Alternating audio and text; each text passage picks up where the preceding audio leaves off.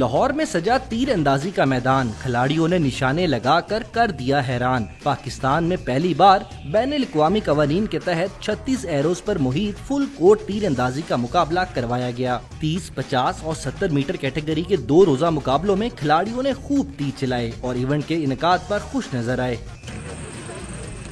بہت اچھا ایکسپوجر تھا ہمارے پلیئرز کے لیے، ان کو اندازہ ہو گیا کہ یہ کتنا زیادہ ہم امپروو کر سکتے ہیں اس کے لیے۔ بہت زیادہ تعداد میں اسپیشلی لڑکیوں نے آ کے پارٹیسپیٹ کیا، وہ کھیلی ہیں اور یہ ایک بہت اچھی کوشش ہے پنجاب والوں کی۔ پاکستان کے اندر یہ گیم ایک ابھرتی ہوئی گیم ہے اور اس وقت اس کے اوپر کافی کام ہو رہا ہے۔ انشاءاللہ اگلے سال ڈیٹ کے اندر ہمارا کافی اچھا جو ہے وہ ٹیم تیار ہو جائے گی۔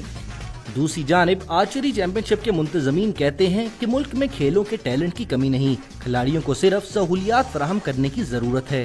پاکستان میں اس سے پہلے اس لیول پہ اتنے کمپٹیٹر کبھی بھی نہیں اکٹھے ہوئے، جو میں سمجھتا ہوں کہ ہمارے لیے اس گیم کو اوپر لانے کے لیے بہت بڑا موقع۔ خواتین مقابلوں میں راولپنڈی کی سائرہ اسلم پہلے، لاہور دوسرے جبکہ بہاولپور کی کھلاڑی تیسری پوزیشن کی حقدار قرار پائیں۔